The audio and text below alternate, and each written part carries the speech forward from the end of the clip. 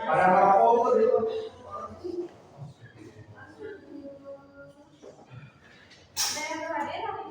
Denin bu, Denin. Banyak bu. Firman, ada yang sakit, ada yang izin apa? Raisa mana Raisa? Izin. Baik, sebelum kita belajar ini, apa aja di sini? Saya bu.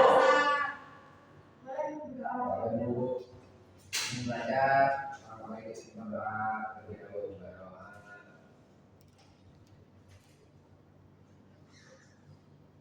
Selesai. Baik, terima kasih. Ada yang tahu hari ini akan belajar apa? Bu. Keluar bu.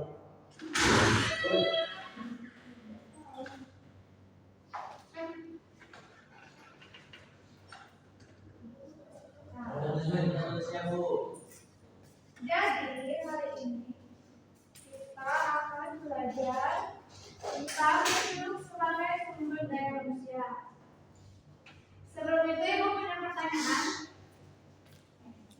Ini kalian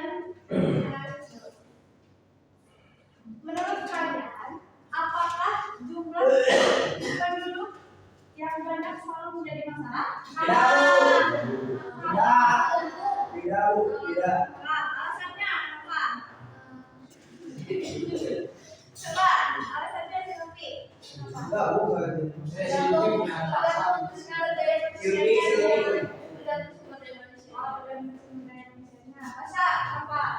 Dikarenakan tidak itu karena bu apabila si apa ya bukan penempatan jadi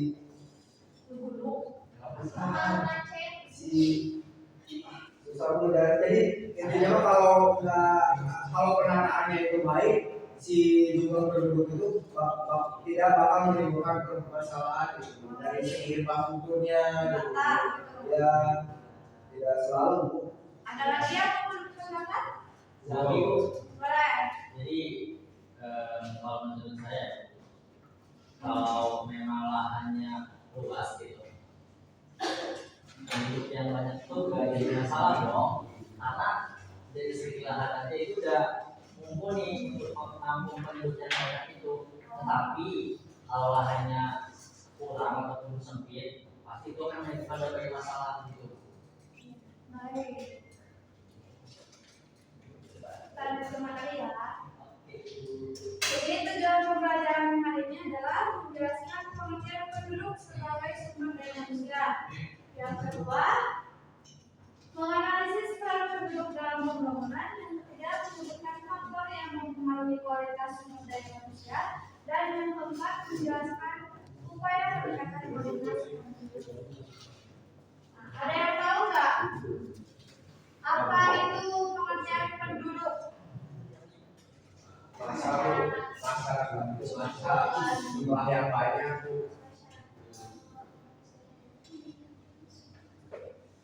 Coba satu orang ada yang tahu? Boleh. Manusia yang menempati suatu wilayah atau daerah. Ada lagi? Coba yang berani satu tempat. Coba ada yang tahu? Boleh.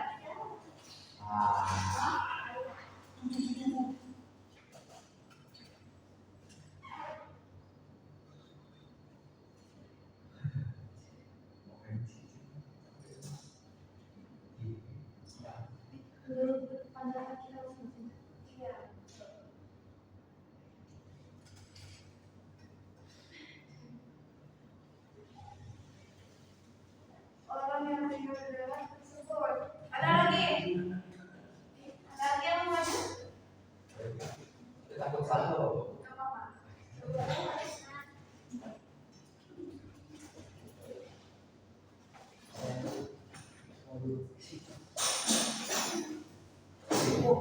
Iya, boleh dimakan.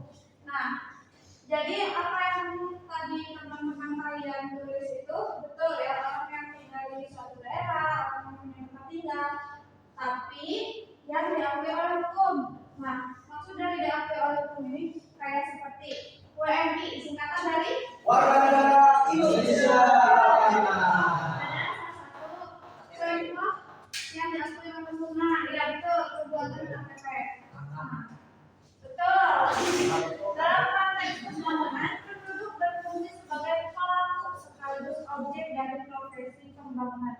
Jadi penduduk itu bisa menjadi pelaku dan juga subjek. Pelaku itu kita yang mengerjakan hal tersebut dan kita juga yang menggunakan. Lanjut.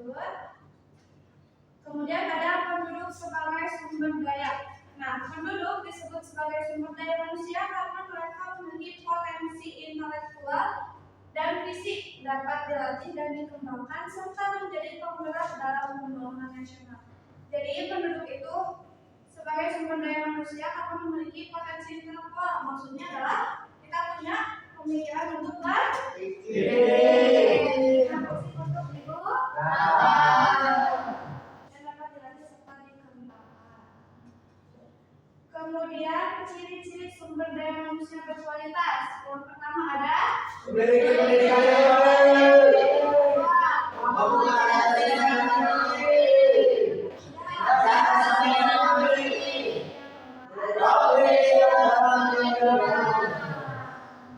Memiliki pendidikan yang baik. Jikalau suatu negara tidak mempunyai pendidikan yang baik, maka sumber daya manusianya akan Benar. Terus mampu beradaptasi dengan teknologi seperti sekarang itu kan banyak banget AI. Nah, kita tuh harus bisa menggunakan dengan seefektif dan sebijak-bijak mungkin agar kita tuh nggak blunder kalau misalkan ada informasi yang bohong sama yang fakta. Selanjutnya ada Satgas Manajemen Rohani seperti kita sekarang udah sehat ya. Alhamdulillah. Terus yang terakhir produktif dalam berbagai bidang. Ya. Selanjutnya ada manfaat penduduk berkualitas. Yang pertama, Meningkatkan pertumbuhan ekonomi. kedua, Meningkatkan kemampuan ekonomi.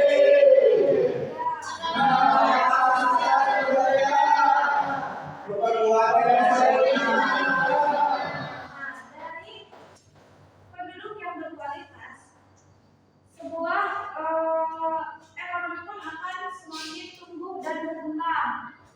Pastinya tuh banyak banget dari semua pemikiran-pemikiran tuh pasti banyak banget yang menimbulkan nantinya ilmu pengetahuan dan Teknologi. Terus dari situ juga mendorong inovasi sosial dan budaya, pastinya memunculkan hal-hal baru yang nantinya akan memajukan kesejahteraan dan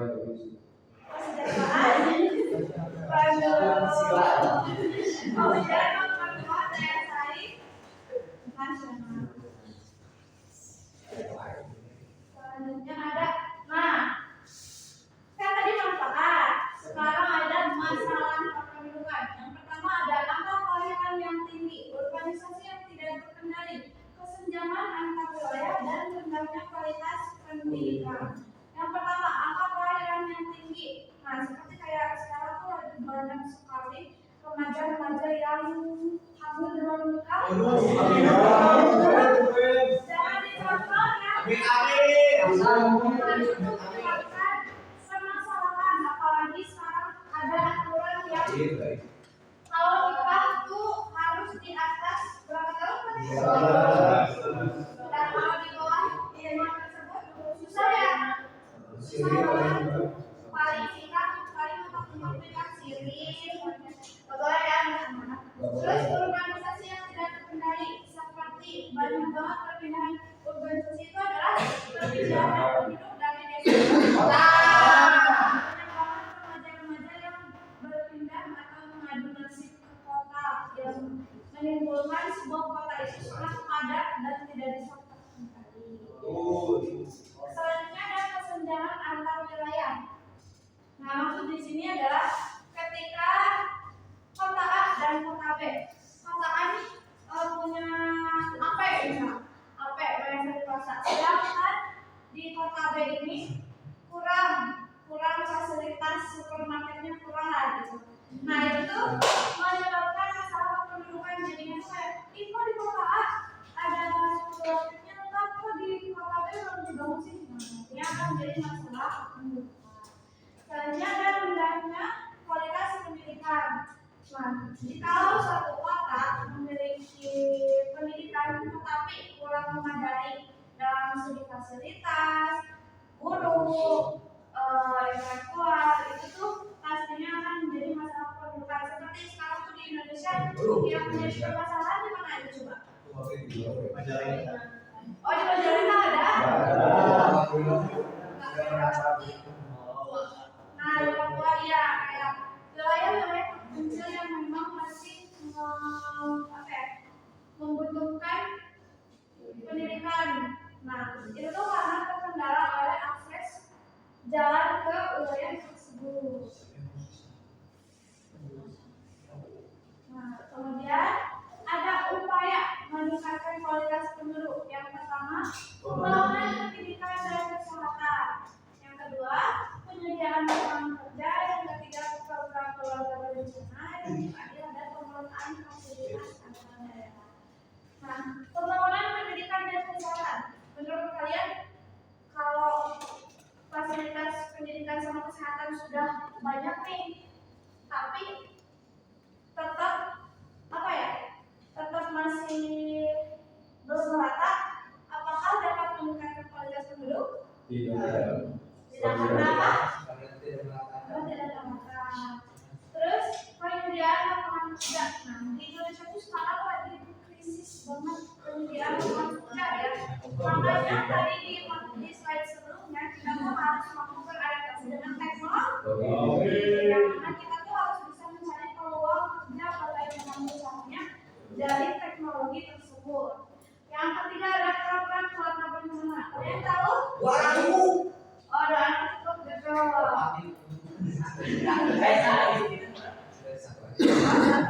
Kenapa nggak lompat?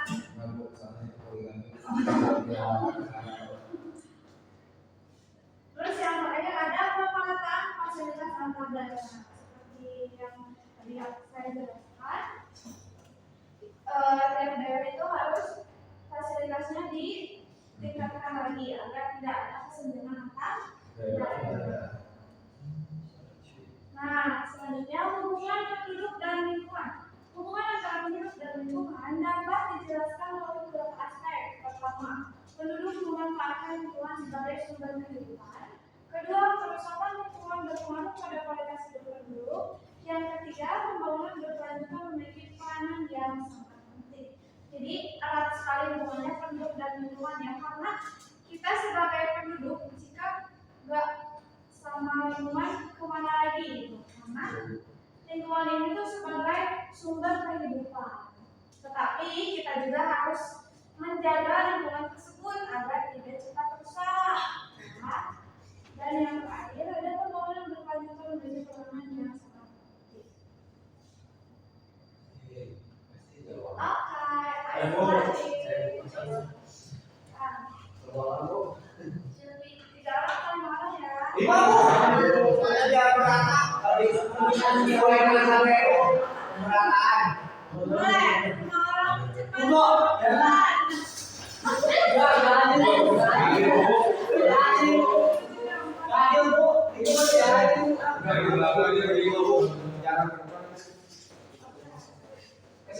Kesenjangan waktu bu. Jangan jembatan.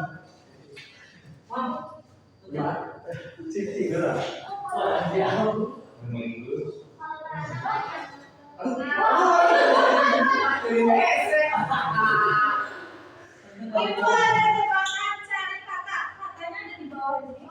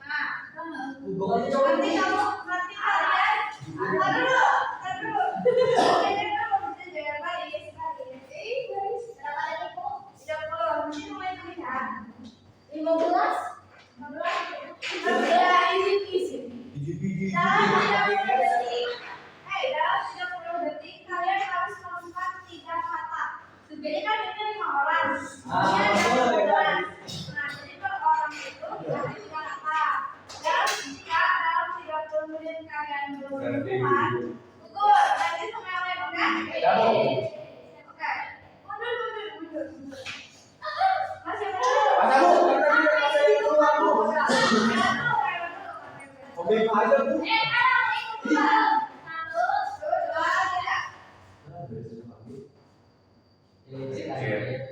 Licik cowok. Cik apa cowok? Cukup Pak, saya tahu. Salam. Terakhir. Anja. Terima kasih. Ini kalau hidungnya. Ya. Hai. Bukan juga tuh. Masuk. Ayo, satu lagi. Sudah. Gratis. Ayo. Masya, ayo, banyak. Itu Ini apa ya? Ibu yang satu.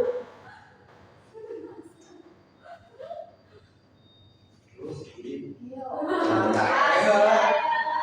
Masak. Itu tuh jumur. Masak. Masak.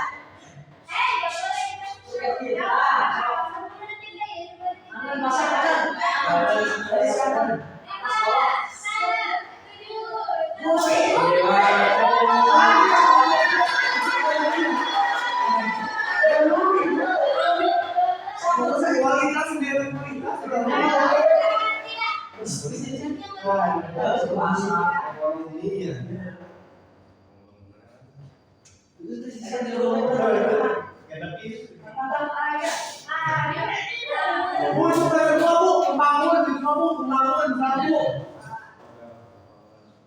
Tapi tadi di rumah. Bentik. Bentik.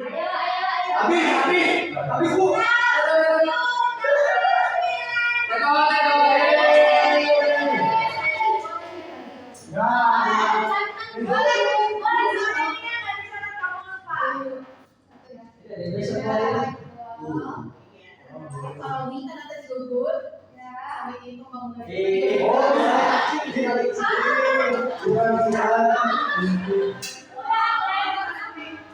Bu, saya bu, satu lagi.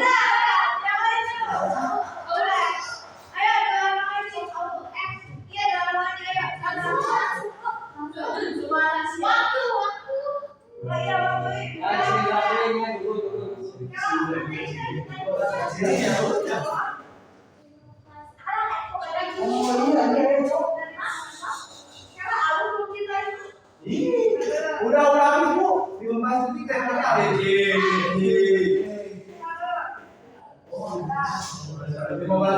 Bu, saya bu. Udah bu.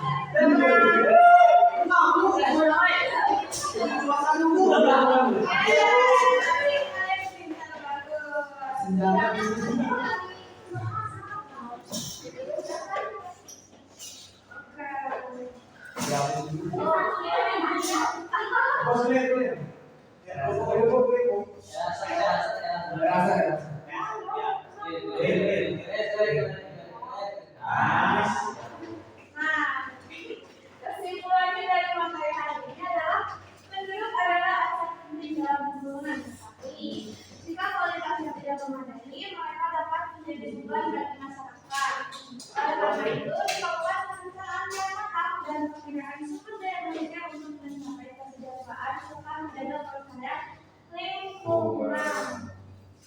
Tadi saya banyak ya depannya. Yang 5 orang pertama aja Bu. Sebetulnya banyak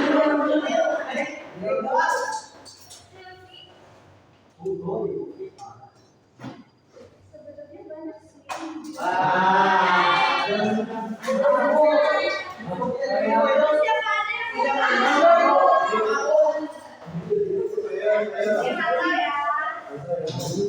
ada yang ini ada yang